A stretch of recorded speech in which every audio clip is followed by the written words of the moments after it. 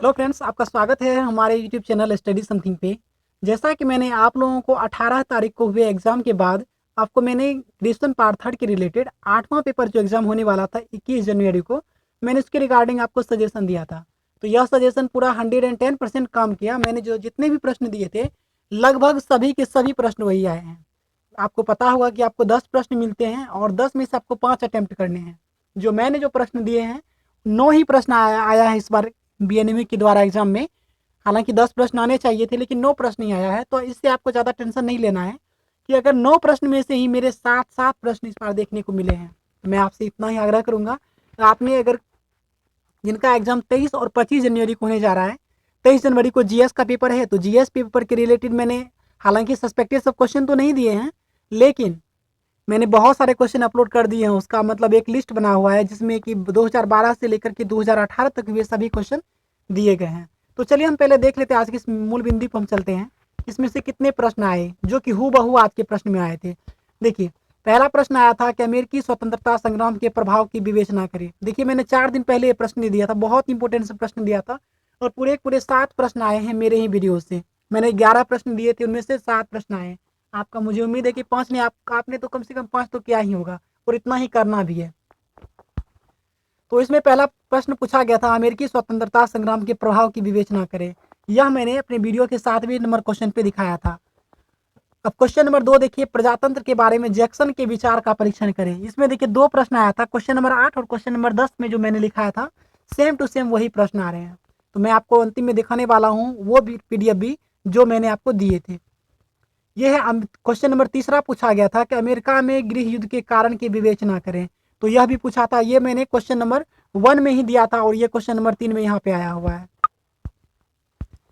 चौथा प्रश्न आया था कि विश्व युद्ध में अमेरिका क्यों शामिल हुआ, विवेचना करें। यहाँ पे द्वितीय विश्व युद्ध पूछा है, तो हालांकि इसके बारे में मैंने सजेस्ट नहीं किया था, लेकिन ये प्रश्न देखने को मिले थे। क्वेश्चन नंबर 5 है कि स्पेन युद्ध के कारण और प्रभाव का परीक्षण करें। ये देखिए, ये जो डबल टिक लगा हुआ है, इसका मतलब यह इंडिकेट कर रहा है कि जो मेरे चैनल के वीडियोस के जो क्वेश्चन आपको मिले हैं वो इंडिकेट कर रहा है। ये देखिए, स्पेन युद्ध के कारण और प्रभाव का परीक्षण पूछना। देखिए, सेम टू सेम प्रश्न क्वेश्चन नंबर 5 मैंने भी दिया था, और यहाँ पे भी क्वेश्चन नंबर 5 में ही आया है।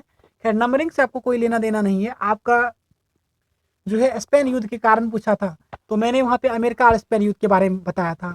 तो मैंने आपको बताया था स्पेन का जो युद्ध हुआ था वो अमेरिका के साथ हुआ था, इसीलिए उसे स्पेन अमेरिका युद्ध के नाम से भी जाना जाता है।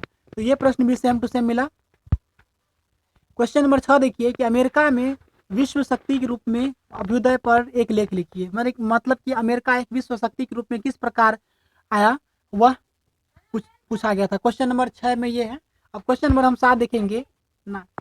20वीं सदी में अमेरिका में सामाजिक एवं सांस्कृतिक प्रगति पर एक संक्षिप्त टिप्पणी लिखी। ये मैंने क्वेश्चन लास्ट रिकमेंड किया था, और ये देखिए कितना इंपॉर्टेंट प्रश्न रहा। मुझे उम्मीद था कि प्रश्न आएगा। तो क्वेश्चन नंबर 7 में ये आया था। क्वेश्चन नंबर 11 वहाँ था, हालांकि आपके एग्जाम मैंने जो दिया था, लेकिन आपको एग्जाम में आया था क्वेश्चन नंबर 7 में। ये ग्रुप बी में दिखा रहा है। देखिए, ग्रुप बी का ही है, हो सकता है और ग्रुप में किसी अन्य नंबर पे आया हो।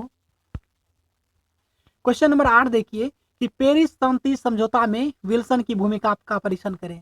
ये भी मैंने क्वेश्चन नंबर 4 में बता दिया था।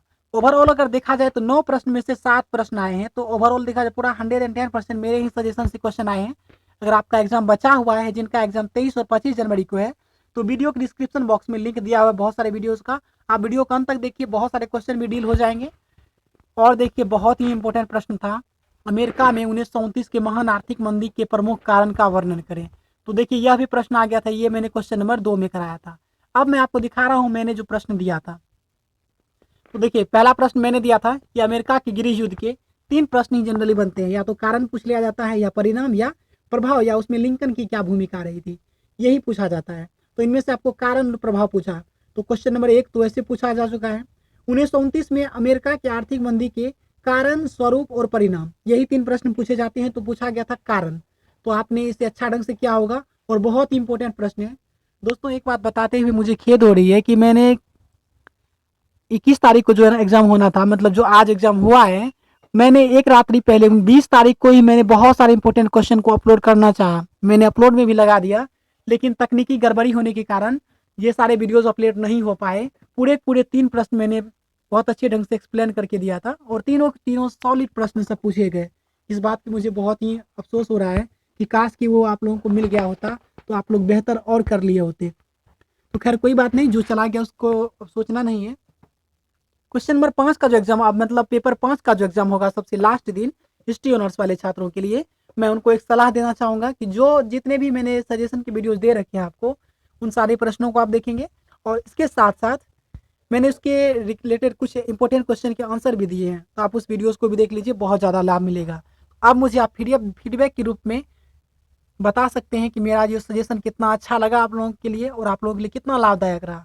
तो इसके लिए आप हमें कमेंट करके बताइएगा और जहाँ तक हो सके मैं आप लोगों को और मदद करूँगा। जीएस पेपर के लिए भी मेरा प्रयास रहेगा कल तक कुल 10 प्रश्न जो कि बहुत अच्छे प्रश्न होंगे, उन सब का मैं पूरा थ्योरी टाइप से जवाब देने का प्रयास करूँगा। मेरा हैंड रिटन और तैयार है, मैं उसे अब देने का, बस देने में जितना टाइम लग जाए वही है। क्वेश्चन नंबर अब देखिए 2 आ गया था। क्वेश्चन नंबर 3 पूछा था कि जॉर्ज वाशिंगटन को अमेरिका का जनक क्यों कहा जाता है, या वाशिंगटन की उपलब्धियों का वर्णन करें। ये क्वेश्चन मैंने दिया था, लेकिन हालांकि ये प्रश्न नहीं पूछा गया है। तो क्वेश्चन नंबर 4 मैंने बताया था कि पेरिस शांति सम्मेलन पर निबंध लिखे। यह क्वेश्चन पूछा जाता है कि पेरिस शांति सम्मेलन में विल्सन की क्या भूमिका थी, इसके बारे में पूछा जाता था। ये प्रश्न भी आया था।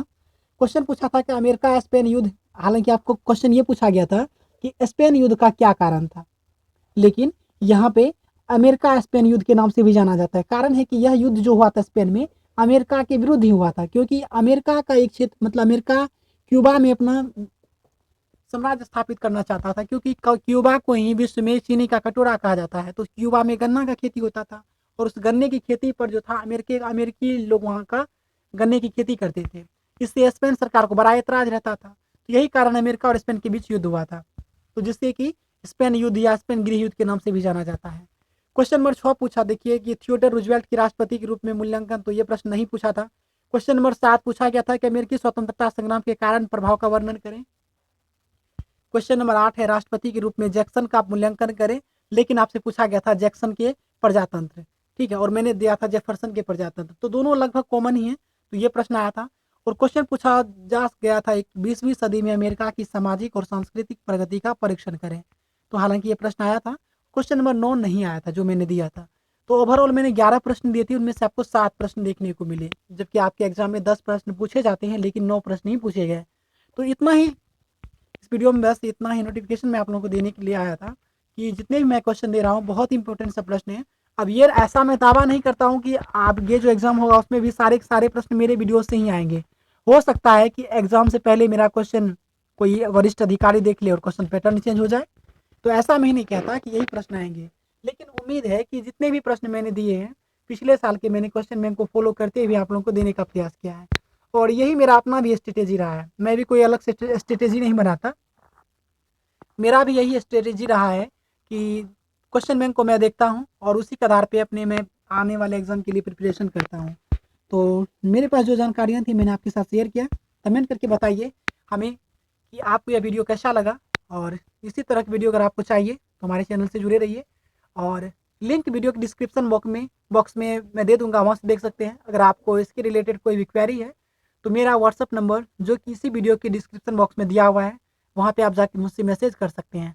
अगर आप इन सभी प्रश्नों का पीडीएफ अगर प्राप्त करना चाहते हैं वो भी ले सकते हैं, या फिर जो 5वां पेपर होगा उसके रिलेटेड जो कुछ महत्वपूर्ण प्रश्न होंगे उसके रिलेटेड जो आंसर होंगे आप उनका अगर हैंड रिटन नोट चाहते हैं तो मेरे व्हाट्सअप नंबर, हालांकि वीडियोज़ में मैं नहीं बताऊंगा, लिंक वीडियो के डिस्क्रिप्शन बॉक्स में मैं अपना नंबर दे दूंगा, आप वहाँ से नंबर ले करके मुझे मैसेज कर सकते हैं।